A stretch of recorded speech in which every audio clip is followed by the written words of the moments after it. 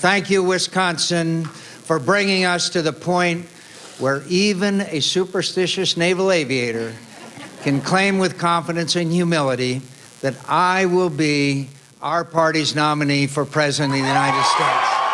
Thank you, Wisconsin. I am thrilled to be here with all of you, and it is great to see this enthusiasm and this energy.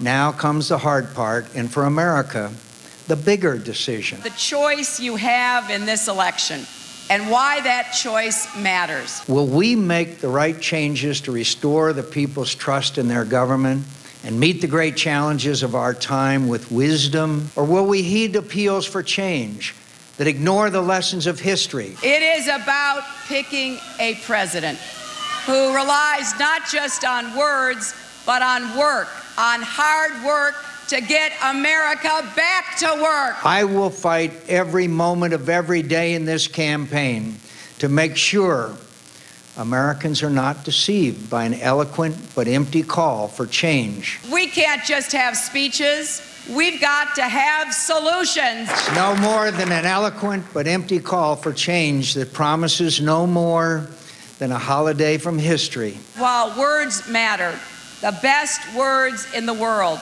aren't enough unless you match them with action. This is the choice we face.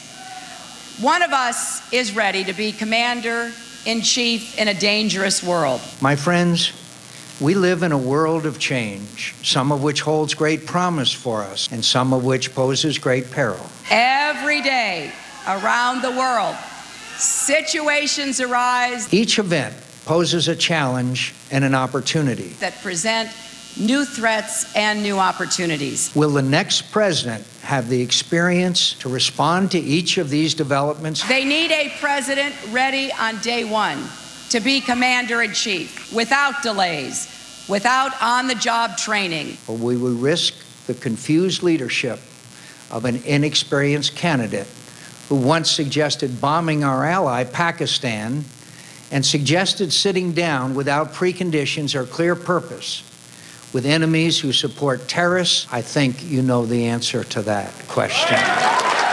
My friends, I'm not the youngest candidate, but I am the most experienced. If this is not symbolic, Senator Clinton is going to be, most likely, interrupted in her speech by Senator Obama speaking from Houston. To help families avoid foreclosures and to help communities rebound from this housing crisis, because no one should foreclose on the American dream, and we're going to stop it. The etiquette of the campaign at an end. Senator Obama speaking from the Toyota Center in Houston. Thank you. Houston, I think we've achieved liftoff here. We just heard that we won tonight in Wisconsin. The change we seek is still months and miles away, and we need the good people of Texas to help us get there. There are a lot of people these days who are telling you not to believe.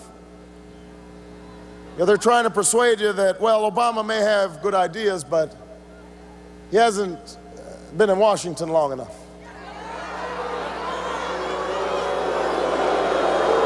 We need to season and stew him a little bit more and boil all the hope out of him. But I think you understand, and the American people understand, that the last thing we need is to have the same old folks doing the same old things, making the same mistakes over and over and over again. We need something different, and we need new leadership to move into a new century.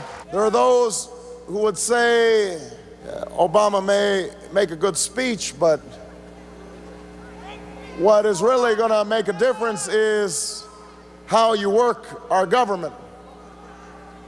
But I have to say that it is my central premise that the only way we will bring about real change in America is if we can bring new people into the process, if we can attract young people, if we can attract independents, if we can stop fighting with Republicans and try to bring some over to our side. Well, what about John McCain? I revere and honor John McCain's service to this country. He is a genuine American hero. But when he embraces George Bush's failed economic policies, when he says that he is willing to send our troops into another 100 years of war in Iraq, then he represents the policies of yesterday. And we want to be the party of tomorrow. And I'm looking forward to having that debate with John McCain. Thank you very much. Thank you for being here. Thank you.